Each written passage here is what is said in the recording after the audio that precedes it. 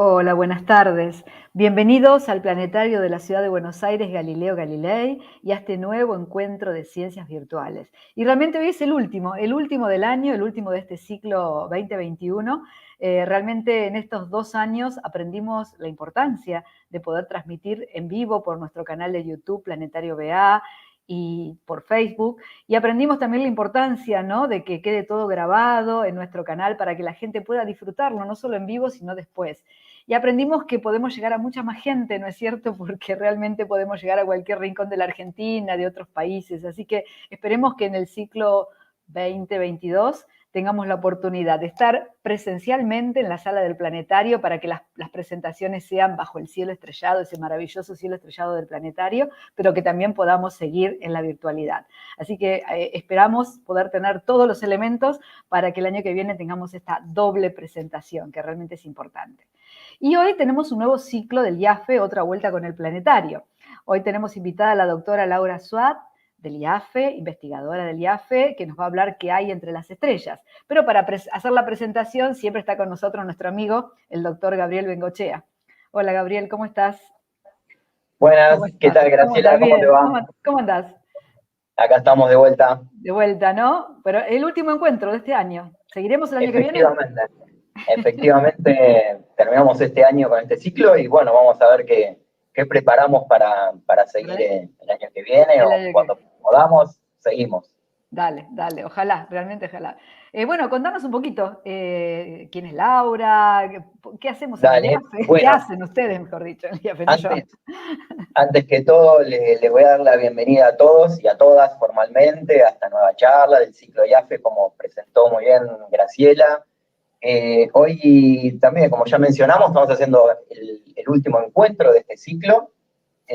Una vez más, yo quiero agradecer en nombre del IAFE y del director del IAFE, Daniel Gómez, agradecerles a ustedes el espacio que ha dado el planetario para que nosotros podamos contar qué se hace en el instituto. Así que, por última vez en este año, no quiero dejar de darle las gracias No, por favor. por este espacio, ¿no?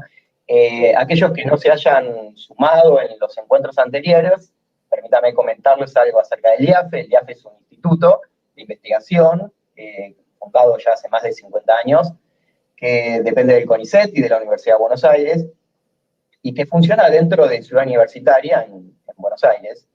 Bueno, hermoso. Bueno, hay investigadoras y investigadores, hacemos trabajos en varias disciplinas de la astronomía y la astrofísica. Y bueno, entonces hoy junto con Graciela les vamos a presentar, como ya mencionó recién hace un momentito, vamos a presentarles a la doctora en astronomía de la Universidad de La Plata. Ella es Laura Suat, es investigadora del CONICET en el IAFE y es docente además en la Facultad de Ciencias Astronómicas y Geofísicas de La Plata. Su tema de investigación tiene que ver con las grandes estructuras presentes en el medio interestelar. Es un tema que la verdad que es muy poco abordado en la divulgación, así que me pareció una buena oportunidad aprovechar una de las charlas para contar un poquitito y que ella nos pueda contar un poco qué es lo que se hace al respecto, qué es lo que se aprende de eso, cómo se estudia. Así que me parece que va a estar muy interesante para abordarlo. Y bueno, ahora cuando vamos a entrar con Laura, va a aparecer por ahí, pero lo que sí les voy a recordar, que es muy importante para todos los que estén siguiendo la charla ahora en vivo, que después de la charla de Laura, hacemos ya el tradicional y muy importante segundo bloque con preguntas y comentarios donde vamos a poder aprovechar para dialogar con Laura y preguntarle algunas cositas más acerca de su trabajo y acerca de la charla. Así que cuando termine la charla, no se vayan, porque la segunda parte es fundamental para poder dialogar con Laura y entender un poquito más de lo que cuenta en la charla. Así que bueno, ¿cómo andas, Laura? Hola, Laura, ¿qué tal? Bienvenida. Buenas tardes, ¿cómo andan? Muy bien. Bueno, primero, muchas gracias, ¿no?, por esta invitación. Es un honor estar virtualmente en el planetario dando esta charla. No, para nosotros, aprovecho también para responderle a Gabriel, ¿no? El gusto es nuestro, el placer es nuestro que ustedes tengan, digamos, hacerse el tiempo para venir a divulgar en el área del planetario. Así que el agradecimiento es infinito a los investigadores, ¿no?, que dedican su tiempo también a contar lo que están haciendo, y eso es muy importante. Así que gracias. Sí, está bueno, está bueno. Sí. Así que bueno, ¿todo bien, Laura? Todo bien, sí. ¿Estamos listas? Lista para empezar, cuando ustedes digan. Bueno, Bueno, todo tuyo. los dejamos con Laura entonces. Nos vemos después. Dale. Chao, hasta luego. Suerte. Gracias. Bueno, buenas tardes a todos y a todas. De nuevo agradezco esta invitación y poder estar acá en el planetario, aunque sea en forma virtual, en el Planetario Galileo Galilei de Buenos Aires. Y bueno, como ya adelantaron antes, mi charla se titula ¿Qué hay entre las estrellas? Bueno, ya también se dijo que trabajo en el Instituto de Astronomía y Física del Espacio. Bueno, sabemos que las estrellas ocupan el 10% del volumen de la galaxia. El restante 90% está ocupado por lo que se denomina medio interestelar. En esta foto que se ve acá, esta foto fue tomada en La Serena, en Chile, se puede ver fuentes puntuales que claramente son estrellas algunas y zonas oscuras, acá se ve como zonas brillantes, acá llegamos a ver las nubes de Magallanes. O sea, claramente vemos que no todo es estrella lo que estamos viendo. Entonces, ¿qué es el medio interestelar? Básicamente es el material que se encuentra entre las estrellas. Vamos a ir viendo a lo largo de esta charla y como ya pudimos adelantar un poco en esa foto que mostré al principio, este medio no es homogéneo ni estático. Vimos que no era un medio perfectamente homogéneo, sino que presentaba estructura. Y el medio está compuesto en su mayoría, en un 99% por gas, y el restante por ciento, estos son valores aproximados, por supuesto, ¿no? Pero va a ser polvo. El gas, a su vez, está contenido por aproximadamente un 90% de hidrógeno, 8% de helio y un 2% de otros materiales como carbono, nitrógeno, oxígeno. Estos pueden estar en estado neutro, atómico o molecular. Bueno, acá es simplemente el esquema de un átomo de hidrógeno, ¿no? Y luego tenemos al polvo, que son granos muy pequeños, del orden de micras, que es equivalente al tamaño de un cabello, y principalmente están compuestos por silicatos y grafitos. El medio en general, porque bueno, a lo largo que avance la charla vamos a ir viendo que hay zonas de distintas densidades, pero en general tiene una densidad muy baja, que sería un átomo por centímetro cúbico. Si imaginamos un cubo que presente 1 centímetro de cada lado, en el medio interestelar va a haber solo aproximadamente una partícula dentro de ese cubo. Mientras que si nos mudamos a la atmósfera terrestre para hacer una comparación, en ese mismo cubo de esas mismas dimensiones va a haber 10 a la 19 átomos. O sea, la diferencia es abismal, ¿no? Bueno, acá en esta imagen que muestro abajo a la derecha es la Cruz del Sur, que nosotros por suerte desde el hemisferio sur la podemos ver, casi la podemos ver siempre, que esté la noche despejada. Y obviamente si tenemos un cielo limpio, ¿no? Que no tenga mucha contaminación visual, a simple vista podemos ver en esta zona lo que se llama la nebulosa oscura saco de carbón. Si vemos las estrellas de campo, ¿no? Alrededor de esta nebulosa de carbón vemos estrellas de campo. Ahora cuando miramos dentro de acá, esa cantidad de estrellas disminuye, o sea, está casi vacío ahí adentro. Y eso es una clara evidencia de la presencia del polvo en el medio interestelar, porque no deja pasar la luz de las estrellas que están por detrás. Bueno, el medio interestelar emite en todo el rango del espectro electromagnético. Esta es la distribución de energía de las ondas electromagnéticas. Ya sea el gas o el polvo, va a tener una cierta temperatura y de acuerdo a la temperatura que tenga va a emitir en una longitud de onda característica. Por ejemplo, la zona más caliente del espectro electromagnético, que sería por acá, va a emitir en rayos gamma, rayos X, ultravioleta. Y en las zonas más frías vamos a estar en las ondas de radio, microondas. En este rango está el visible, que es lo que vemos con los ojos. Ahora, si vemos esto, acá esta información es relevante, es importante, porque nos muestra si, de acuerdo a la longitud de onda o frecuencia en la que estamos observando, si esa radiación penetra la atmósfera terrestre o no. Vemos que para la zona más energética, más caliente, vemos que no penetran esos rayos la atmósfera. Lo mismo pasa para microondas y algunas zonas del infrarrojo o milimétrico radio, pero las que son grises es como un gris justamente. Hay zonas en las que con ciertas condiciones se pueden observar desde la atmósfera, desde la Tierra. Entonces, en estos casos en los que no penetran, para estudiar en esos rangos de longitudes de onda, hay que sí mandar satélites al espacio para evitar la atmósfera. Y ahí sí tener, bueno, la información. A lo largo de la charla yo voy a estar más que nada, al final, sobre todo hablando del rango del radio. Yo trabajo en radioastronomía, o sea, básicamente en ese rango del espectro electromagnético. Bueno, acá muestro una imagen de esto es la galaxia mirando para el centro galáctico en un rango de más o menos 5 grados de latitud. Y se ve lo mismo que veníamos mostrando, o sea, el espectro, las distintas bandas, algunas, ¿no?, del espectro electromagnético y cómo emite el gas. O sea, estamos viendo que se ve gas en el continuo de radio, acá se ve el átomo, el hidrógeno neutro, acá vemos continuo de radio, que es gas ionizado, acá vemos nubes moleculares, o sea, como estamos viendo en cada una de estas emisiones, es que no es homogéneo. Esto lo vuelvo a repetir, pero quiero que quede clara la idea, ¿no? El medio no es para nada homogéneo. Como se ve acá en nubes moleculares, se ven estructuras. En estas nubes moleculares es donde van a nacer las estrellas, que son las zonas más densas y frías. Después tenemos, bueno, el infrarrojo, que es más que nada polvo, que está emitiendo polvo calentado. El óptico, que bueno, acá también se ven las zonas oscuras, que es donde hay polvo, que no deja pasar la luz.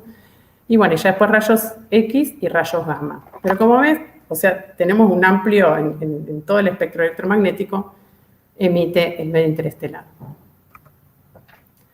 En particular, el gas, dijimos está compuesto de gas y polvo, ¿no?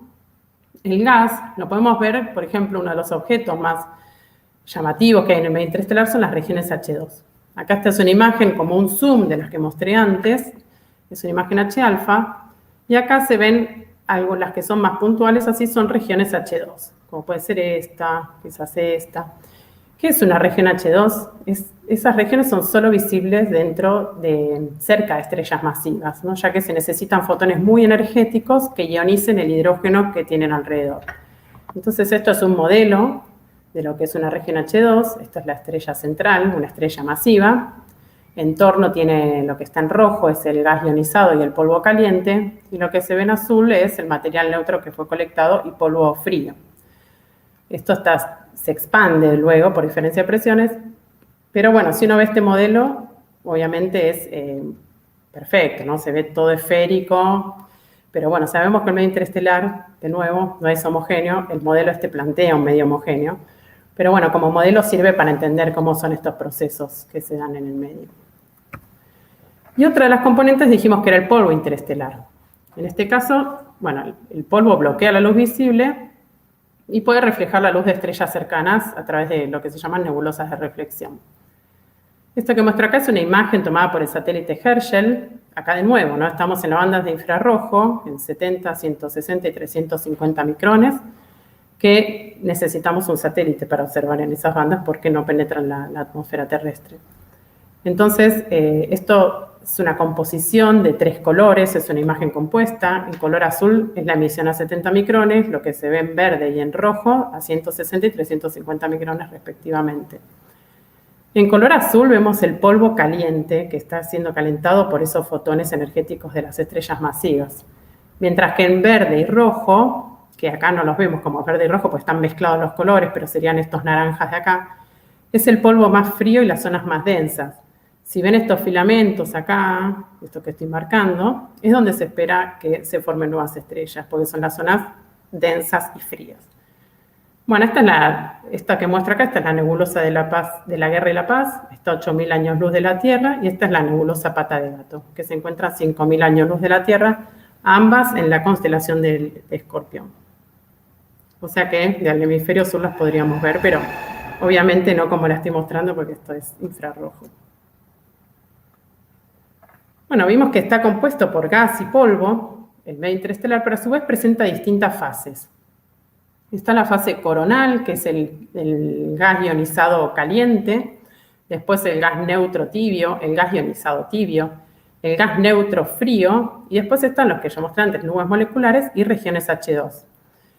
Si bien yo dije que la densidad era muy baja, acá hay esta columna muestra la densidad, y vemos que sí, que realmente es muy baja, sobre todo en el coronal, después va aumentando en esta dirección.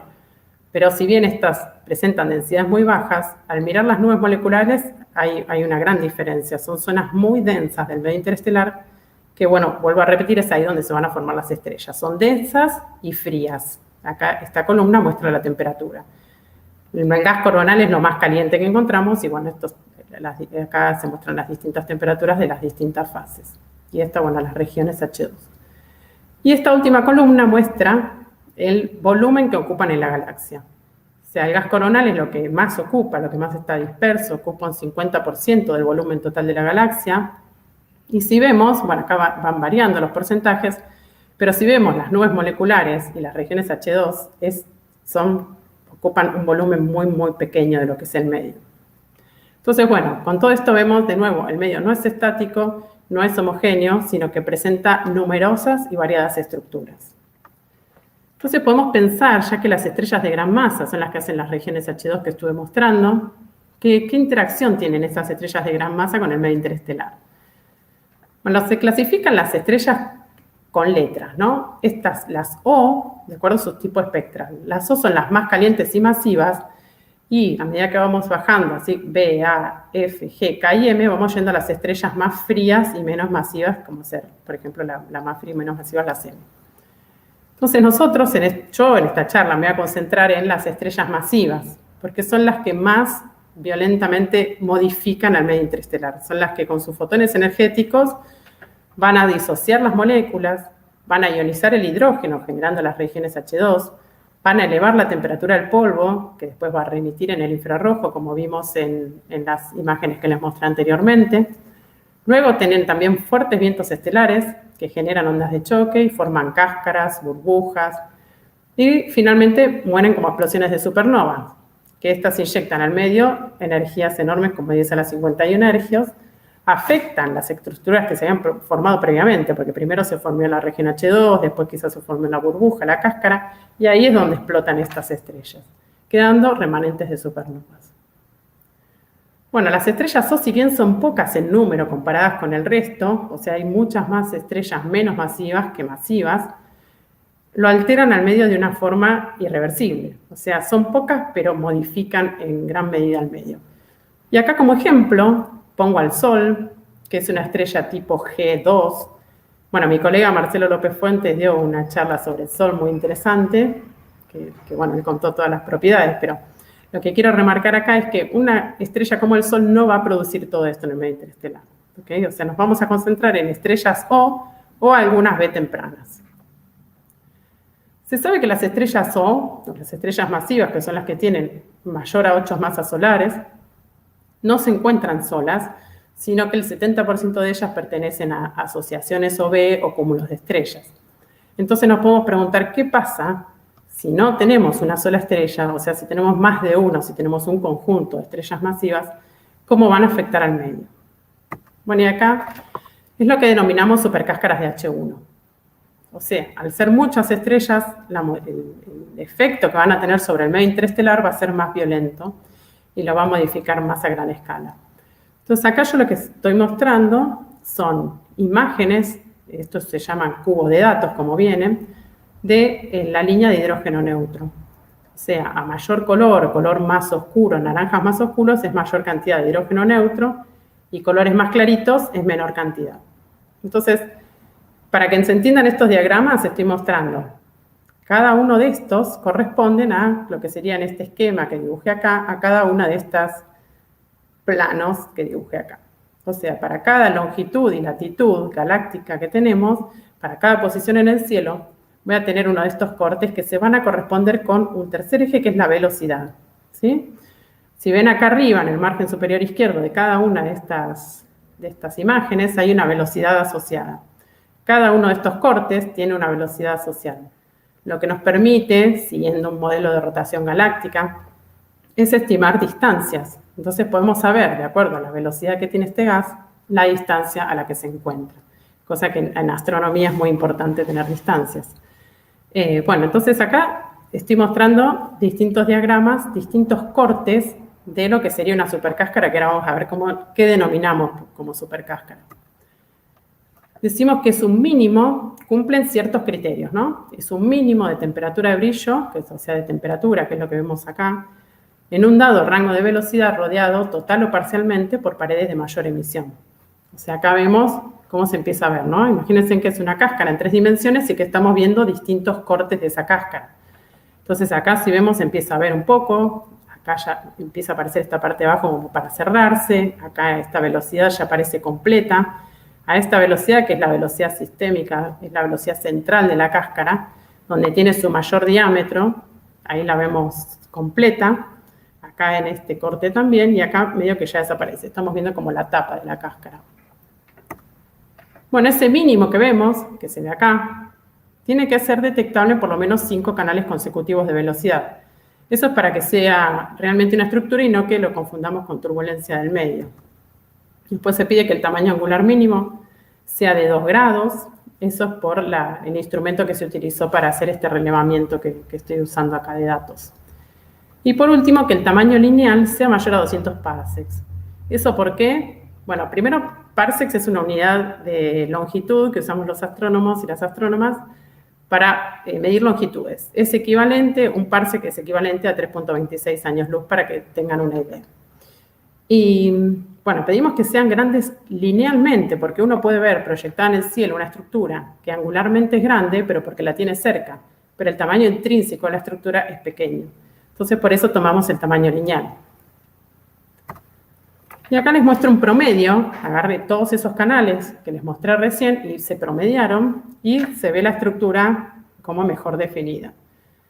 Esta estructura en particular se llama GS100-02-41 y la nomenclatura tiene que ver con cómo está ubicada en la galaxia, ¿no? Es la longitud 100, el centro del mínimo, ¿no? La latitud -2 y la velocidad -41 kilómetros por segundo.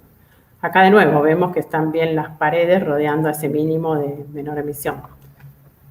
Bueno, y acá voy a hacer un parate, voy a salir del PowerPoint y les quiero mostrar cómo se ven estos datos cuando los trabajamos, cómo los tenemos disponibles, este cubo de datos. Y ahí van a entender bien por qué se llaman cubos. Acá estamos viendo uno de esos cortes que acabo de mostrar, simplemente tiene distintos colores, pero se ve. Esto voy a sacar un zoom así. Esto es una zona muy amplia de la galaxia, tenemos 50 grados en longitud por casi 80 de latitud, una zona enorme del cielo. Se puede apreciar muy claramente acá en latitud 0 el plano galáctico, y ahí ven cómo está toda la emisión del hidrógeno neutro.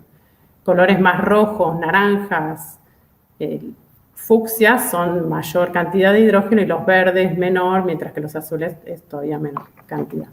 Entonces, si voy pasando así, ven que se va modificando la distribución del gas y va cambiando la velocidad en la que estoy mostrando. O sea, es un cubo que voy mostrando canal a canal. Ven ahí cómo va cambiando la distribución. Y justo acá estamos en las velocidades, voy a hacer un zoom, de donde se encuentra esta cáscara que les estaba mostrando, esta super cáscara. ¿Ven? Esta es la que estaba mostrando antes. Se ve bien cerradita. Si seguimos avanzando, se va a tapar por completo. Así que esto es la distribución de hidrógeno neutro en la galaxia. Estos son datos, ahora les voy a mostrar de dónde fueron obtenidos estos datos. Bueno, vuelvo a la presentación.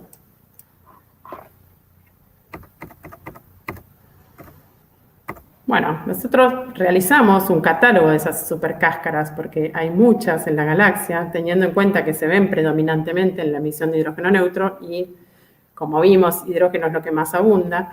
Entonces, hay muchas en la galaxia. Entonces, los objetivos de este catálogo que diseñamos era tener un nuevo catálogo de supercáscaras que sea más completo de los que ya existían. Porque queríamos contestar, ¿cuántas hay en la parte externa de la galaxia? ¿Qué tamaños y excentricidades tienen? ¿Cómo están orientadas? Las edades. Para después también analizar la distribución espacial en la galaxia y llevar a cabo después estudio estadístico con algunas de las características de las estructuras. Bueno, ¿cómo hicimos la búsqueda? Usamos un método visual más un algoritmo automático de detección que fue supervisado. O sea, lo fuimos entrenando para que las pueda encontrar.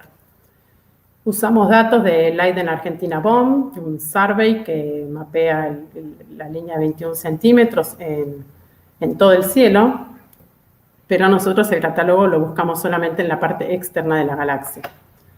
Entonces, ¿cómo funcionaba el método, el algoritmo? Primero, en toda esa distribución que acabo de mostrar de hidrógeno neutro, se buscaban mínimos locales, o sea, zonas donde el hidrógeno era mínimo, mínima cantidad. Luego que se detectaba ese mínimo, se buscaba si tenía paredes alrededor de mayor emisión, para que tenga la forma de la cáscara que buscábamos. Luego se unificaban esos múltiples mínimos detectados, porque para una misma estructura el algoritmo quizás detectaba más de un mínimo, pero las paredes eran las mismas. Entonces, para no contarla como dos veces, dos estructuras, se las unificaba en una sola. Una vez que se detectaba el mínimo y las paredes, se fiteaba una elipse. Y por último, seleccionábamos las estructuras que tuvieran un tamaño mayor a 200 parsecs, por lo que dije que queremos que el tamaño intrínseco sea que sean grandes. Bueno, este es el resultado que obtuvimos. Esto es una proyección de la galaxia. Encontramos 566 supercáscaras de hidrógeno neutro. Esto que está vacío acá es la parte interna de la galaxia y toda esta parte acá es mirando contraria al centro galáctico, ¿no? La parte externa, que es donde nosotros realizamos la búsqueda. Quizás ya le llamó la atención que en esta parte de acá, en torno al anticentro galáctico, no hay estructuras. Bueno, no significa que no las haya, sino que nosotros decidimos no buscar en esa zona, ya que uno de los criterios para determinar que una estructura es supercáscara o no es que sean grandes de tamaño lineal. Y para determinar el tamaño lineal de una estructura necesitamos estimar una distancia. Y ahí los modelos de rotación galáctica tienen mucho error para determinar distancias acá, de esta zona. Entonces, no podíamos asegurar si la estructura era grande o no, la que estábamos detectando. Entonces decidimos en esta zona, en más o menos 30 grados, en torno al anticentro, no realizar la búsqueda. Y bueno, acá las están todas proyectadas como en un plano, pero obviamente no es que están todas ahí apelotonadas, sino que están a distintas distancias, pero bueno, esto era para una representación gráfica, poder mostrarlas, cómo se ven. Bueno, uno de las ventajas que tuvo esta búsqueda automática respecto a otras que ya se habían realizado por otros autores, es que tiene la habilidad del algoritmo de detectar estructuras que se encuentran abiertas, o sea que no están totalmente rodeadas por paredes de mayor emisión, sino que tienen alguno de sus lados abiertos. Y eso le dio un potencial importante al catálogo porque logramos detectar un subcatálogo de 80 estructuras que son candidatas a ser chimeneas galácticas. Se llaman chimeneas a supercáscaras que tienen uno de sus lados abiertos hacia el halo de la galaxia. Este algoritmo lo desarrollamos en conjunto con César Callafa, que es un investigador del IAR, y bueno, también Silvina Sichowski y Marcelo Arnal. Esta es la antena que les quería mostrar. Este es una de las antenas que usamos para hacer el relevamiento. Esta antena se encuentra en Argentina, que es la que usamos la que se usó para hacer la parte sur, ¿no? El relevamiento en la parte sur del cielo, y la que está en el hemisferio norte se usó para hacer el hemisferio norte. Después se unifican los datos. Obviamente las dos antenas tienen que tener similares características. Esta es la que está en el Instituto Argentino de Radioastronomía. La antena tiene un diámetro de 30 metros, lo que equivale a un haz de medio grado, que sería el equivalente en el cielo a ver una luna llena, ¿no? El tamaño de una luna llena. Bueno, el IAR queda no sé si lo conocen, pero queda en el Parque Pereira Iraola, en Villa Elisa, en el Partido de La Plata. Bueno, algunos de los resultados estadísticos que obtuvimos fue que las estructuras tenían un valor medio en tamaño de 160 parsecs, que en su mayoría eran elípticas, y una cosa que esperábamos encontrar era que estuvieran orientadas así respecto al plano, o sea, que el eje mayor de las elipses estuviera orientado perpendicular al plano galáctico, si esta línea representa el plano galáctico, latitud 0. ¿Por qué esperábamos eso? Porque a medida que nos alejamos del plano en latitudes más altas o más grandes, no puede ser para arriba o para abajo, en módulo hablo, es más fácil que se expandan en esa dirección porque disminuye la densidad de hidrógeno a medida que nos alejamos en esa dirección. Sin embargo, encontramos que no, que están orientadas paralelas o casi paralelas al plano galáctico. Esto fue encontrado también por otros autores y es un tema aún que está en discusión, pero una de las cosas que pueden explicar este motivo es que están presentes los campos magnéticos galácticos, están jugando un rol importante en la expansión de estas estructuras. Bueno, las edades dinámicas varían entre 5 y 50 por 10 a las 10 años, o sea, 5 y 50 millones de años. Y después, una cosa que queríamos preguntarnos, que nos preguntábamos, era quién es el origen, quién originó todas estas estructuras que encontramos. Para responder esa pregunta tenemos que ver cuál es el rango de energías cinéticas que tienen esas estructuras, ¿no? Porque sabemos que se están expandiendo, entonces podemos determinar la energía cinética que tienen. ¿Cómo se estima la energía cinética? Bueno, es un medio de la masa por la velocidad de expansión al cuadrado. queríamos saber era si esos valores de energía que íbamos a encontrar podían ser provistos por estrellas o si era un valor tan grande el que encontráramos que no existía asociación OB en la galaxia con la cantidad de estrellas necesarias para formarlas. Entonces, bueno, necesitábamos tener esta estimación de este valor para las 566 supercáscaras. Estos dos valores, la masa y la velocidad de expansión, se miden de los datos que teníamos. La velocidad de expansión en particular la medimos del catálogo que habíamos realizado. Era un parámetro que ya teníamos calculado, pero teníamos que medir la masa.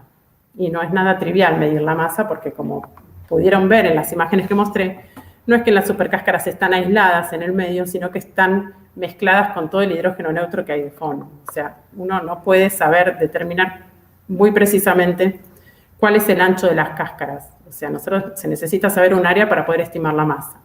Entonces, para eso se necesita saber los límites de la cáscara. Y eso es muy difícil de estimar. Entonces, bueno, de nuevo decidimos, como son muchas, hacerlo a mano o a ojo. Era un trabajo arduo. Entonces decidimos hacerlo también con un algoritmo automático con los mismos autores que hicimos el catálogo. Bueno, encontramos que las energías estimadas para estas estructuras podían ser provistas por estrellas. O sea, el origen de la mayoría de ellas puede ser estelar, debido a los vientos estelares de las estrellas de gran masa. Acá les muestro el ejemplo, la que tomé como ejemplo, ¿no? Para mostrarles a lo largo de esta charla, que es la que vimos al principio, que es G100-2-41. No sé si recuerdan, pero bueno, esta es la cáscara. Acá se ve el mínimo, esta es la distribución de hidrógeno neutro. Lo más oscuro es mayor cantidad de hidrógeno y lo más clarito, el color más clarito es menor cantidad. Y bueno, la elipse delimita la zona de búsqueda de estrellas. Entonces buscamos en catálogos estrellas que pudieran haberles dado origen. Bueno, encontramos estas, que son miembros, algunos miembros de la asociación Cepheus B1, que no solo tienen que quedar proyectadas dentro de lo que es la cáscara, sino que también tenemos que probar que estén a la misma distancia, porque puede ser que uno las vea proyectadas dentro de la cáscara, pero que se encuentren a una distancia distinta, entonces no las podemos asociar. Bueno, en este caso se daban las dos condiciones y bueno, los distintos símbolos muestran distintos tipos de estrellas. Estas que son estrellitas blancas son estrellas o sea, estrellas masivas, que todavía se encuentran en la secuencia principal. O sea, que todavía están emitiendo sus fotones energéticos. Mientras que los que son asteriscos negros son estrellas que ya están evolucionadas, pero pudimos saber que en el pasado fueron estrellas O sea, también fueron estrellas de gran masa. Y los triangulitos sabemos que en el pasado fueron estrellas B tempranas, o sea que también con sus vientos podrían haber ayudado a generar esta estructura. Entonces, sumando la energía de los vientos de todas estas estrellas, pudimos concluir que ellas podrían haber sido las responsables de formar esta supercáscara que estoy dando de ejemplo. Estas estructuras, como ya estuve diciendo antes, se expanden, están en expansión. Y una de las consecuencias de la expansión es que se inestabilizan y pueden dar lugar a la formación, a las condiciones para que se formen nuevas estrellas. Acá, por ejemplo, muestro dos imágenes. Esto es continuo de radio, 2695 MHz, y esto es infrarrojo. O sea, lo que muestra esto es gas ionizado y esto es polvo caliente que emite en esta frecuencia del infrarrojo. Entonces, como se ve en los bordes de las cáscaras, denominamos a esta G100, esto es Sharpless 2132, G103, esto es G100 y G98, que son las mismas que están acá puestas en la imagen infrarroja. Esas son regiones H2, y como ya vimos, para que se genere una región H2, tiene que haber una estrella masiva que esté emitiendo fotones lo suficientemente energéticos para ionizar el hidrógeno que tienen alrededor y calentar el polvo, como se ve en esta del infrarrojo. Entonces vemos que estas regiones H2 caen sobre la cáscara. La elipse delimita la zona de la cáscara que venía mostrando, G100-2-41. Entonces podemos inferir que como estas regiones H2 se encuentran en los bordes de la cáscara y están también a la misma distancia, siempre tenemos que tener en cuenta eso, porque pueden ser que caigan ahí, pero que estén proyectadas, pero que estén a otra distancia. Entonces podemos inferir que la expansión de G100-2-41 pudo haber generado la formación de estas estrellas. O sea, que una de las consecuencias de la expansión puede ser la formación estelar. Triggereada se llama, ¿no? Triggereada por esta supercáscara. Bueno, y para terminar, les quería contar un poco del proyecto LLAMA. LLAMA son las siglas de Large Latin American Millimeter Array. Es un proyecto entre Argentina y Brasil, acá se muestran los dos países, para la instalación, la operación y el mantenimiento de una antena de 12 metros de diámetro que va a estar ubicada en el noroeste argentino, más específicamente muy cerca de la zona de San Antonio de los Cobres. Acá se muestra esta imagen satelital que está acá, LLAMA va a estar acá. Está aproximadamente a 180 kilómetros en línea recta de ALMA, que muy probablemente hayan escuchado hablar de ese interferómetro que se encuentra en Chile. Esto ya es territorio chileno. Y bueno, esa antena va a estar dentro del marco de Salta, Ventana al Universo, que es un proyecto que impulsó MinCIT, el Ministerio de Ciencia y Técnica de la Nación, para llevar un polo científico al noroeste argentino, más específicamente en la provincia de Salta. La idea es que haya junto a LLAMA otros instrumentos operando ahí en el sitio. Bueno, acá es un esquema de la antena que va a tener 12 metros de diámetro, va a estar ubicada a 4.825 metros sobre el nivel del mar, a unos 20 kilómetros aproximadamente, esto es en Alto Chorrillo se llama la zona, y está a unos 20 kilómetros aproximadamente de línea recta de San Antonio de los Cobres, ahí en la provincia de Salta. Esta antena tiene que estar ubicada a altas latitudes porque observan el milimétrico y submilimétrico. En esas bandas, el vapor de agua afecta las observaciones. Entonces, se necesitan lugares muy altos y muy secos para instalarlas. Bueno, obviamente cumple con todos esos criterios. No es nunca fácil encontrar el sitio ideal para instalar una antena o un instrumento del que se necesite, porque lleva muchos años de búsqueda de sitio, muchos estudios, mucho tiempo de medición del cielo, del sitio y de las condiciones. Bueno, acá se encontró por suerte y ya estamos como muy avanzados en el proyecto.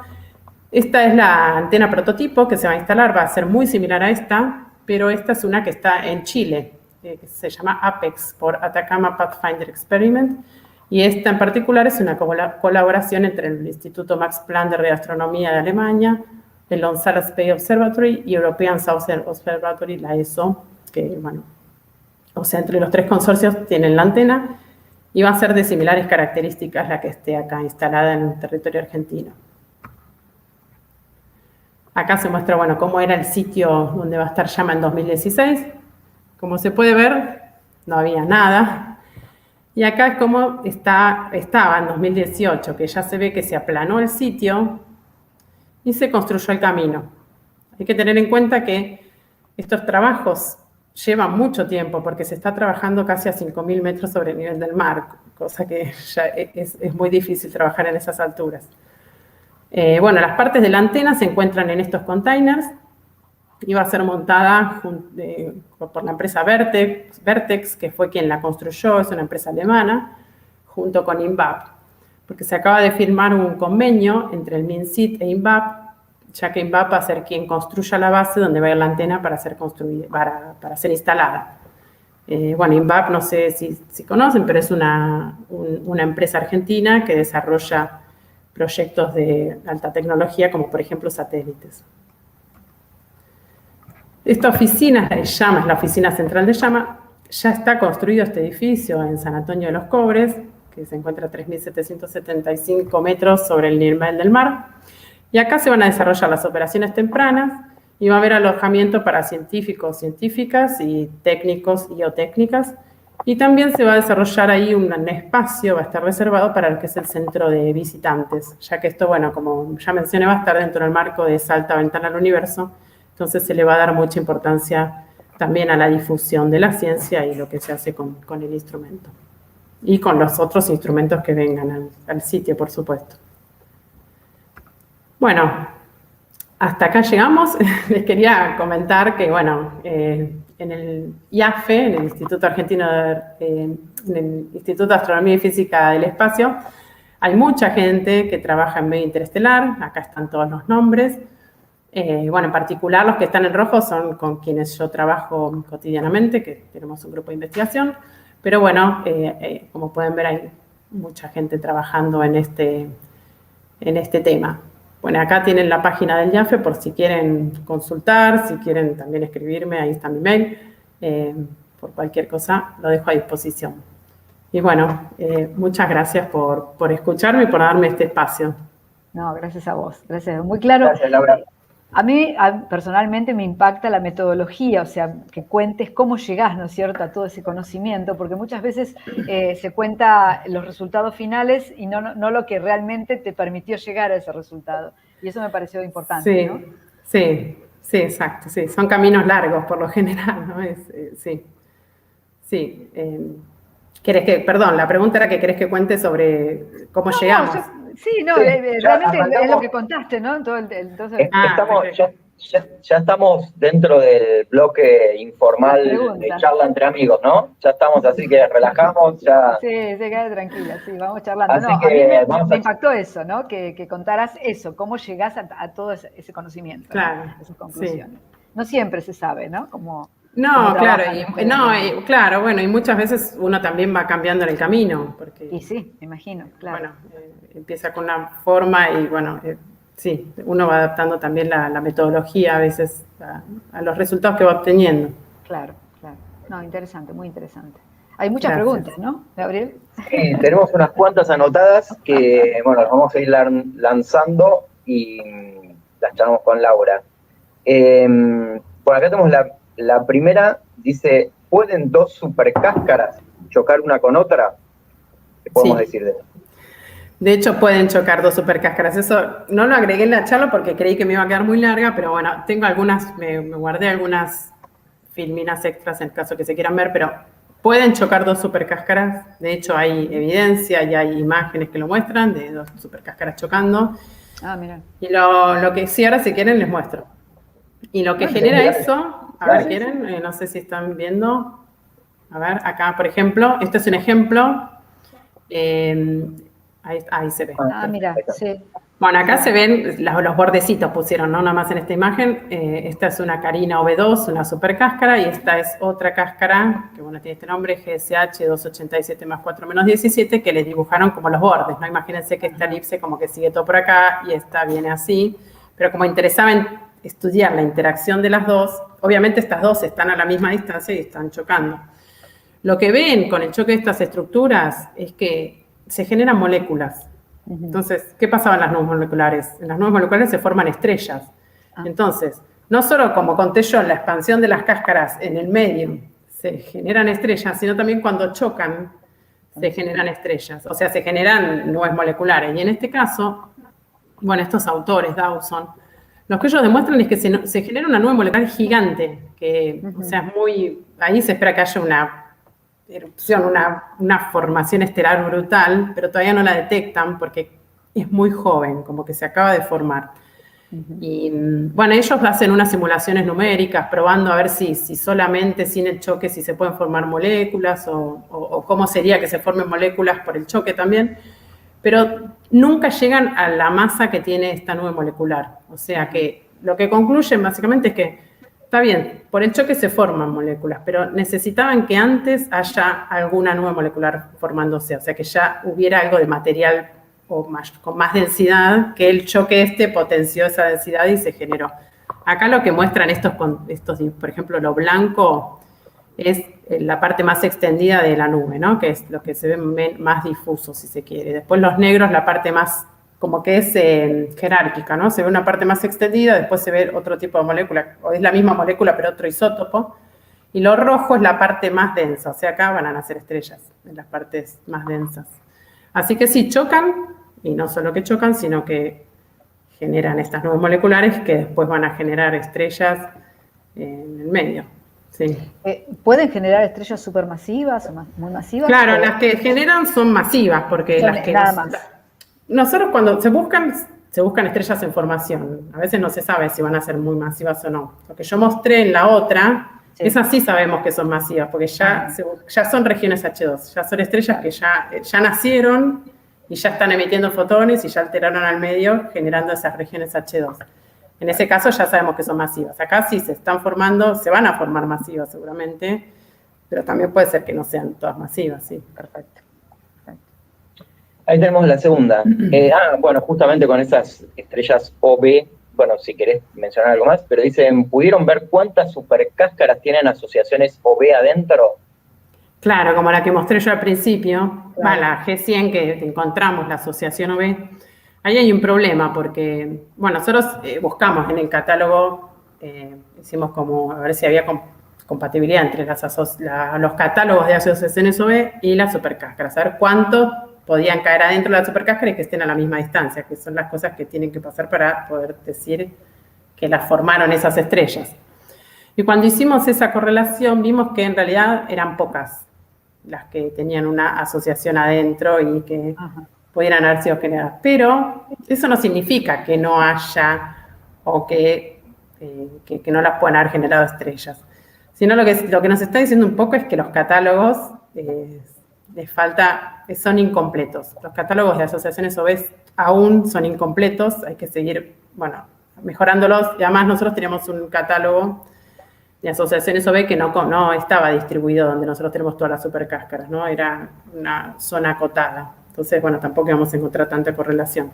Pero sí son incompletos y además, como están hechos en el óptico, la mayoría, claro, las estructuras que están más distantes quizás no se llegan a detectar las estrellas.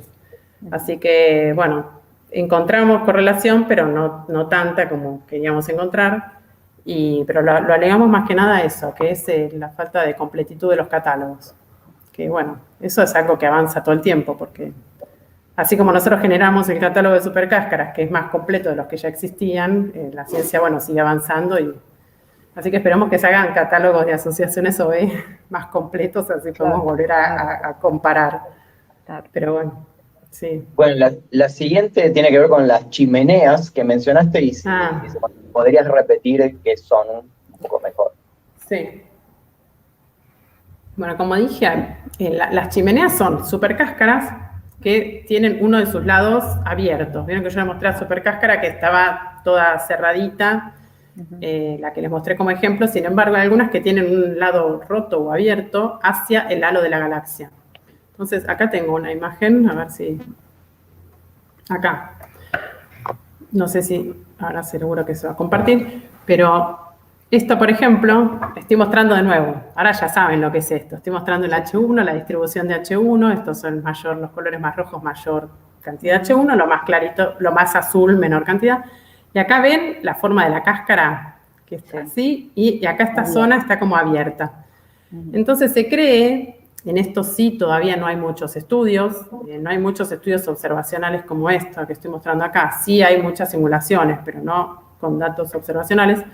Sí se cree que estas estructuras son las responsables de mezclar el material del plano galáctico con el halo. O sea, acá tienen gas caliente, que cuando se rompen se va al halo ese gas caliente y se cree que son las que alimentan al halo de gas caliente. Pero bueno, eso falta sí, todavía mucha evidencia observacional. Ahora estamos yendo un poco en esa dirección, nosotros investigando, tratando de responder un poco esta pregunta, ya que tenemos ese catálogo, ¿no? Que encontramos 80. La idea es estudiarlas y ver si realmente es eficiente este transporte de gas caliente del plano al halo galáctico. Así que bueno, esperemos en un futuro volver y dar la charla con los resultados que obtuvimos de esa investigación. Claro. A ver, la siguiente que teníamos anotada era acerca del algoritmo, y de hecho hay otra pregunta más que relacionada que dejaron en el chat, pero bueno, la pregunta es cómo entrenar el algoritmo con el que realizaron la búsqueda de las supercáscaras, y también relacionada con eso estaban preguntando Oscar en el chat cómo funcionaba el algoritmo, qué se observa, qué se analiza, bueno, lo que quieras contar de ese algoritmo. Claro, sí, bueno, el algoritmo fue todo un desafío hacerlo, porque la idea cuando empezamos a hacer el catálogo, bueno, lo voy a contar así como entre amigos, ¿no? Como que cuando empezamos a hacer el catálogo, claro, vieron que yo les mostré, yo les mostré cómo se ve un cubo de H1. Bueno, ese es uno de los cubos, teníamos 20 de esos cubos. Y en cada zona del cielo es buscar en la posición en la que estamos viendo, pero también en velocidad. Claro. O sea, dijimos, bueno, vamos a buscar supercáscara, vamos a hacer un catálogo. Y empezamos a hacerlo de forma visual. Cuando vimos lo difícil que era la tarea de hacerlo de forma visual, porque hay mucha estructura, es muy difícil, Y además, el ojo, si bien tiene una capacidad muy buena de reconocer patrones, como por ejemplo uno ve acá y enseguida reconoces que acá hay una cáscara o chimenea o lo que sea, pero también tiene mucha subjetividad esta búsqueda, ¿no? Un día te levantaste y la viste, al otro día corriste el cubo y no la viste más con los ojos. Entonces dijimos, no, esto va a ser imposible de hacerlo así, y pensamos en diseñar un algoritmo. ¿Y por qué? Porque el algoritmo última lo va a hacer siempre sistemáticamente, lo va a hacer siempre igual. Última cometerá el mismo error siempre, pero siempre va a ser igual. Entonces uno le puede confiar a que no tiene la subjetividad que tiene un humano al buscar. Entonces, bueno, empezamos a diseñarlo junto a César Callafa. Primero lo que se nos ocurrió era ir entrenándolo, porque diseñamos el algoritmo diciéndole, bueno, toma los cubos, busca mínimos, como este que estoy mostrando acá, busca paredes, busca las paredes en torno a ese mínimo y decinos cuántos encontrás. Bueno, acá está la imagen, ¿no? Busca el mínimo, en ese mínimo se paraba el algoritmo, se pinchaba ahí y decía, bueno, a ver, hago una línea para allá, veo un máximo, acá veo una pared. Hago otra línea así, trazaba 100 líneas, ¿no? Entre 360 grados, 100 líneas, y buscaba, ¿hay pared? No hay pared, hay pared, no hay pared. Perfecto, cuando lo corrimos así ciegamente, vimos que detectaba una cantidad imposible de analizar de supercáscaras. Obviamente no eran todas supercáscaras, pero porque miren todo lo que hay, ¿no? Todos los mínimos que hay, que quizás no son supercáscaras, son, no sé, otra cosa, turbulencia al medio. Entonces, bueno, ahí empezamos a entrenarlo al algoritmo. Nosotros teníamos un catálogo al que le confiábamos mucho, que habíamos realizado en forma visual, que tenía pocas estructuras, pero le creíamos a esas, porque eran como esta, muy reconocibles con el ojo. Entonces, de esas empezamos a calcular parámetros. No sé, ver más o menos, vimos, de viéndolas todas, que cuando hacía esta línea así radial desde el centro para afuera, que de golpe había como una pendiente. De golpe, que es esto que se ve acá, esta niñita que se ve acá color gris clarita, de golpe cambia mucho la temperatura. Y ahí es cuando empieza a encontrar la pared. Entonces, si se cumplía eso, que de golpe cambiaba la temperatura, bueno, el algoritmo seguía y buscaba el máximo. Si no encontraba ese cambio abrupto, decía, bueno, no, ahí no hay un máximo. Y seguía buscando en otra línea radial, ¿no? Se paraba de nuevo en el mínimo y cambiaba un poquito el ángulo y volvía a hacerse la misma pregunta. Entonces, así lo fuimos entrenando. Lo que le íbamos diciendo era cuánto era ese salto abrupto que tenía que encontrar, no sé. Después los máximos que encontraba también no tenían que estar muy lejos unos de otros, porque quizá encontraba un máximo acá y el otro máximo re lejos de la estructura, o sea que no tuviera nada que ver, porque si uno traza una línea así, probablemente encuentre un máximo H1 por la cantidad de H1 que hay. Claro. Entonces, bueno, era ir viendo que todas esas cosas se encajaran y lo íbamos entrenando y entrenando y entrenando hasta que pudiera reconocer de manera muy eficiente todas las estructuras de ese catálogo visual que habíamos realizado previamente, que eran las más fácilmente reconocibles en el cielo. Y bueno, una vez que las logró reconocer a todas, que le fuimos dando todos los thresholds, los parámetros que se necesitaban, lo corrimos. Dijo, bueno, ahora estás entrenado, correlo. Corrió y ahí detectamos, bueno, las 566 estructuras que tenemos en el catálogo. Pero sí, bueno, es lo que decía recién como que hablábamos con Graciela, o sea, uno empieza de una forma, nosotros ahí habíamos empezado, dijimos lo hacemos de manera visual, y si lo hacíamos de manera visual nos iba a quedar muy incompleto, porque claro, es abismal la diferencia que se encontró con estructuras. Es que creo que un poco la astronomía observacional va para ese lado. Hay tantos datos, como yo mostré, hay muchos datos públicos, mucha cantidad de datos que quizás va para ese lado, ¿no? De hacer búsquedas más automáticas, más supervisadas, que buscar más tanto con el ojo, ¿no? Como que cambió para ese lado, porque nos da un poder que no tenemos, ni con el ojo, ni con ninguna otra cosa, claro, ¿no? Pero sí podemos entrenarlos y decirle que haga lo que nosotros queremos que haga el algoritmo. Eso sí. Claro. Además, tenemos la próxima. No, yo iba a decir simplemente que en este momento lo que más tenemos son datos, ¿no es cierto? Está llegando datos de distintas fuentes, ¿no? Hay muchos datos, por suerte. Claro, por suerte. Pero bueno, por ejemplo, ahí meto un poco lo de llama. Está bueno, hay muchos datos, pero también está muy bueno tener un instrumento propio como va a ser llama en un futuro no muy lejano, porque podemos, por ejemplo, deseo, que era una de las imágenes que les mostré de las nubes moleculares, no hay tantos datos públicos, no es que está mapeado como como el H1 que no tiene toda la galaxia, no hay surveys de deseo tan extendidos. Entonces, uno si quiere, por ejemplo, como argentino, pedir un turno, En este momento tenemos que, por ejemplo, ir a Chile. Y para pedir un turno de observación en Chile necesitas tener un investigador chileno asociado. O sea, como argentinos solo no podemos pedir. Entonces, bueno, nos va a dar una súper ventaja tener nuestro propio instrumento porque además permite hacer proyectos más extendidos en el tiempo, ¿no? Como poder hacer un survey. Sí, y ya que hablaste de llama, ¿tenés idea de cuándo va a empezar a funcionar la antena, ¿no? Más o menos, sí. El convenio que se firmó con INVAP es para 1 año y medio, que tiene que estar terminado el trabajo de INVAP. O sea que ahí sería más o menos la primera luz del telescopio, cuando abra los ojos. Después de que se pueda usar para ciencia, va a llevar un tiempo de calibración, un tiempo de varios ajustes, pero la primera luz se espera que sea para más o menos mediados de 2023.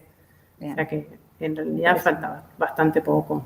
Sí, no falta tanto, es cierto. ¿Y la antena de dónde viene? Porque la antena no es... La antena la fabricó una empresa alemana. Alemana. Vertex, sí. La fabricó una empresa alemana y se transportó... Bueno, el transporte llevó sus complicaciones. Viene toda desarmada la antena. No la pueden mandar armada porque, como la que mostré en la foto, porque simplemente, o sea, llega al puerto de Buenos Aires en barco y por los puentes que hay en la ciudad, lo que fuera, no puede pasar. Entonces viene desarmada en containers, que es donde está ahora guardada, y una vez que está ya en el sitio, la montan de nuevo y la arman, que en ese caso sí va a estar igual la empresa quien la fabricó, ahí armándola, ¿no? Y montándola, junto con INVAP. Pero sí, además hubo un accidente en el medio, tuvimos un poco de mala suerte, uno de los camiones se cayó, una de las partes más caras de la antena se rompió. Por suerte, bueno, no hubo ningún herido ni nada grave, pero sí, el camión volcó en la montaña cuando estaba llegando. Y igual, bueno, el seguro de la antena cubrió todos los gastos, o sea, no la repararon, se volvió a hacer esa parte. O sea que eso demoró también bastante tiempo. La empresa es la misma que hizo las antenas de ALMA, ¿no? Exactamente, sí, exactamente. O sea, tienen vasta experiencia en hacer antenas, sí. Claro. Exactamente, es la misma empresa. Así que, bueno, podemos confiar que la antena va a estar bien, sí. Va a estar bien, claro. Bueno, teníamos la siguiente que era, ¿es necesario que haya una supercáscara para formar nuevas estrellas? No, no es necesario para nada. O sea, la supercáscara sí puede generar las condiciones, como expliqué, ¿no? Se expande, se generan inestabilidades, se puede dar las condiciones para que se generen nuevas estrellas. Pero también se pueden formar nuevas estrellas en las nubes moleculares que mostré ahí, donde mostré cómo se veía la galaxia en nubes moleculares. En esas nubes que son densas, se pueden generar ahí de golpe inestabilidades que se generan espontáneamente estrellas, o también en torno no a supercáscaras, pero en torno a regiones H2, en torno, bueno, a otros tipos de estructuras también se espera que se formen estrellas. Pueden ser inducidas, llamamos inducidas cuando algo expansivo como por ejemplo la supercáscara las está dando las condiciones para que se formen, o espontáneas, que en la nube molecular de golpe se formaron. Mismo en esos filamentos que les mostré en las imágenes de Herschel infrarrojas, que se veían como unos filamentos naranjas, ahí seguro, o sea, se están formando estrellas. Son zonas bien frías y densas, y ahí se pueden estar formando estrellas también. No, o sea, no es necesario solo que haya una supercáscara, hay otras formas también. Bueno, acá nos preguntan un valor estimado, no sé si se puede decir, dice, ¿con qué rango de error aproximado, estamos hablando, estiman la energía cinética o la velocidad de expansión? Bueno, esa es una muy buena pregunta, y sí, lamentablemente tenemos que decir que tiene mucho error. La energía tiene un error más o menos del 60%, porque tenemos, lo que tiene mucho error en ese cálculo que me está preguntando, o sea, la velocidad de expansión tiene error, pero lo que más tiene error es la estimación de la masa. Ajá. Porque para estimar la masa necesitamos tener la distancia. Ya los modelos de rotación galácticos tienen un error en la distancia de un 20% más o menos. Y para estimar la masa, ese valor de distancia va elevado al cuadrado. O sea que ahí ya se nos va como al 40 y pico. Entonces ya la masa tiene muchísimo error, que se traduce después en la energía. Sí, más o menos de un 60%. Tenemos ese valor y está en la publicación. Pero bueno, son los datos que tenemos, son los modelos que hay disponibles hasta el momento y es el error que manejamos. Claro. Sí, siempre es importante eso, tener una estimación de los errores es súper importante. Sí. Preguntan después cómo saben qué tipo de estrella está relacionada con la supercáscara. ¿Qué tipo? O sea, si es una estrella masiva. Primero buscamos estrellas masivas, para el origen, supongo que están ¿Cómo será preguntando. para saber cómo saben si son O, B? Supongo que Bueno, sí, está bien. Bueno, buscamos en catálogos de asociaciones. Por ejemplo, saquemos 3 Cefeuso B1, y esas estrellas ya están identificadas con su tipo espectral y clase de luminosidad, o sea, están bien estudiadas.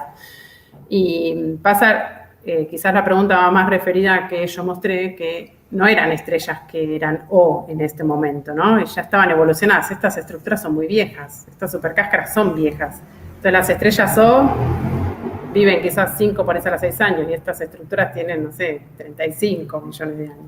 Entonces ya no esperamos ver esa estrella O con emitiendo sus fotones. Entonces vemos, cuando buscamos en los catálogos, vemos que caen ciertas estrellas proyectadas sobre la cáscara y están a esa distancia. Entonces nos fijamos, esa estrella evolucionada, ¿qué fue en el pasado? ¿No? Hay trabajos que hacen tracks evolutivos, uno va al pasado, o sea, se fija qué masa, qué temperatura tiene ahora, y si seguís como unos caminos evolutivos que tuvo la estrella, y ahí podés ver, cuando estaba en secuencia principal, qué tipo de estrella era. Entonces, bueno, hacemos ese trabajo y podemos determinar más o menos qué estrella era. Si era una estrella masiva, que es lo que nos importa a nosotros, o si no. Sí. Bien. Bueno, a ver cuál teníamos. ¿Queda alguna más? Algo más sobre la chimenea. Alguien había preguntado, dice, si entendí bien, dice, ¿por qué tienen una zona abierta orientada hacia el centro galáctico? En realidad, no hacia el centro galáctico, hacia el halo de la galaxia. Están abiertas hacia el halo. Y en realidad nosotros hay estructuras que tienen quizá una parte abierta por algún motivo que no sabemos, pero puede tener otra parte que no sea apuntando al halo. Nosotros las llamamos chimeneas, justamente a las que tienen esa parte abierta orientada al halo de la galaxia. Porque son justamente como un conducto, imagínense justamente el nombre, chimenea, está muy bien puesto, porque es como que de ahí va a salir el gas caliente que va a ir al halo galáctico. Claro. Por eso el nombre de chimenea. Pero por eso, o sea, nosotros las clasificamos, ya las llamamos chimeneas a las que tienen ese lado abierto hacia el halo. Claro. Después puede haber otras, pero no las consideramos chimeneas. Y también siempre hablamos de candidatas, ¿no? Porque, bueno, después la idea es, por ejemplo, lo que estamos haciendo ahora, estudiarlas en forma exhaustiva cada una, verlas en distintos rangos de longitudes de onda, sacar la mayor información que podamos de cada una para poder determinar si eso efectivamente está pasando, ¿no? Ese transporte de gas caliente hacia el halo, que es un poco lo que queremos responder ahora. Ok. Ahora hay una pregunta que supongo que tiene que ver cuando mostrás el cubito y cómo vas seccionando los datos. Dice, ¿podrías explicar nuevamente cuál es la diferencia de los distintos cortes que mostraste y la velocidad de qué es? Claro, los cortes, o sea, uno está en un corte, es el gas que está a esa velocidad, o sea, que se mueve respecto a la Tierra con esa velocidad. Eso es lo que medimos de la Tierra, es esa velocidad radial. Me corro un corte más, o sea, como una película, ¿no? Veo un corte, me corro al siguiente corte y cambia un poco esa velocidad. ¿Cuánto cambia esa velocidad? Va a depender del instrumento que estemos utilizando, ¿no? No todos, de los datos que uno tenga, no todos los cubos de datos son iguales. O sea, a veces la diferencia en velocidades de un cubo al otro es 1 kilómetro por segundo, a veces es 0,5 kilómetros por segundo, a veces es más, a veces es menos. En estos datos que yo mostré es 1,03 kilómetros por segundo. Entonces, estoy viendo un canal, veo una cierta velocidad, veo que el gas que estoy viendo se mueve a esa velocidad respecto a la Tierra. Me muevo a otro canal y veo otra velocidad que se está moviendo respecto a la Tierra. Va cambiando la velocidad que se mueve el gas respecto a la Tierra, que después, como decía, podemos ver a qué distancia se encuentra ese gas usando modelos. Perfecto. Tenemos otra que acabo de agregar porque me aparecía ahí, que tenía que ver con qué, es más bien personal, ¿no? Pero decía, ¿qué te motivó o qué los motivó a ustedes a trabajar e investigar este tema? Y bueno, yo esto lo vengo arrastrando del doctorado, o sea, el catálogo fue un poco el plan de doctorado y como que dejó mucho abierto para hacer, ¿no? Dejó un montón de estructuras, dejó como, toma, esto es todo trabajo para investigar. O sea, lo diseñamos, las encontramos y ahora hay un montón para investigar. Y por ejemplo, estas chimeneas que a mí me fascinan, estoy fascinada con las chimeneas. Pero bueno, ¿qué me motivó en ese momento? Teníamos estos datos propios, porque ya eran públicos, pero bueno, estaban disponibles, que eso también es importante a la hora de uno pensar qué hacer para el doctorado, ¿no? Que tener los datos disponibles, porque uno quizás tiene una idea y después no tiene acceso a los datos, y entonces la idea queda ahí en idea. Así que bueno, eso, y a mí siempre me gustó las cosas a gran escala, poder explicar un poco la estructura galáctica, cómo están ubicadas estas estructuras respecto a los brazos galácticos. No sé, me ha gustado siempre tratar de explicar eso a gran escala de la galaxia, o sea que estas estructuras iban perfecto con eso. Y bueno, no voy a mentir porque fue un trabajo muy arduo hacer el catálogo, hubo altibajos, pero una vez que se concluyó ese trabajo, sí, es como que dejó mucho para estudiar. Claro. Hay mucho para hacer. Y tengo, bueno, por ahora creo que es la última, me parece, es algo que alguien quiera preguntar algo más. Esta vendría a ser como la pregunta más metafísica de la noche, de las que tenemos. Contestá lo que quieras, lo que puedas. Pero había alguien que había mencionado que dice, bueno, en la galaxia supuestamente hay materia oscura, además de materia hecha por átomos, como mencionaste vos, hay materia oscura. Y dice, bueno, dentro de estas supercáscaras y estas cosas, también está la materia oscura ahí. ¿Uno podría decir algo, lo que se te ocurra, contar sobre eso? Ese es más tu campo, Gabriel, pero bueno. No, pero yo no tengo idea si hay... No sé, pasa que nosotros trabajamos, claro. Bueno, pasa que el hidrógeno neutro ayudó a determinar que había materia oscura en la galaxia, porque se trazaba la curva de hidrógeno y se veía que no rotaba en la forma que esperábamos que rote, ¿no? Que cómo se veía la curva. Entonces decía, bueno, acá tiene que haber más material que no estamos viendo. Eso fue un poco un punto de inicio de todo lo que es materia oscura. Pero bueno, no esperamos, yo no espero, por lo menos dentro de las cáscaras, que haya materia oscura. Estamos considerando solo la emisión que vemos.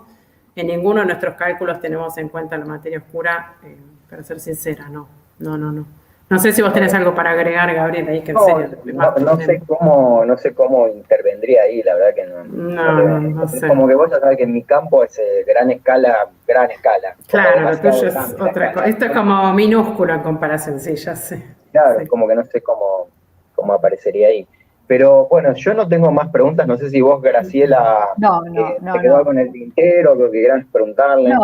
No, solamente que hay destacar dos comentarios que hay acá. Dice, es placentero escuchar estas noticias, que la ciencia sigue avanzando, que nuestros científicos se están investigando, así que bueno, te felicitan, te agradecen, bueno, ¿no? Gracias. Y tener un espacio propio de trabajo, y eso que está hablando justamente del proyecto Llama, ¿no?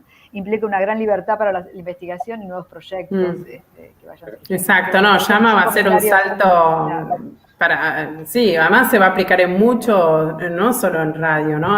O sea, se va a aplicar para muchas, o sea, por ejemplo, para física solar, para poder mapear zonas de formación estelar, o sea, tiene un campo de aplicabilidad muy amplio, que de hecho, bueno, estamos organizando unos seminarios de Llama, que, bueno, si paso propaganda, no sé, pero el viernes 5 creo que cae, es el último del año. Y ahí se cuentan proyectos o sea, se invitan a distintos investigadores de Brasil, de Argentina o de otras partes del mundo, y cada uno cuenta o en qué investiga, cómo podría utilizar Llama en sus investigaciones. La verdad que va a ser muy interesante una vez que tengamos el instrumento funcionando en nuestro país y con disponibilidad de tiempo, ¿no? Entre Brasil y Argentina obviamente se va a dividir, pero sí con mucha disponibilidad de tiempo para observar. Bueno, voy a aprovechar entonces. Les ofrecemos el espacio. Cuando esté ya listo funcionando, para que ustedes se acerquen acá a este espacio del planetario, contar, ¿no? Como los primeros resultados o cómo es trabajar y todo eso.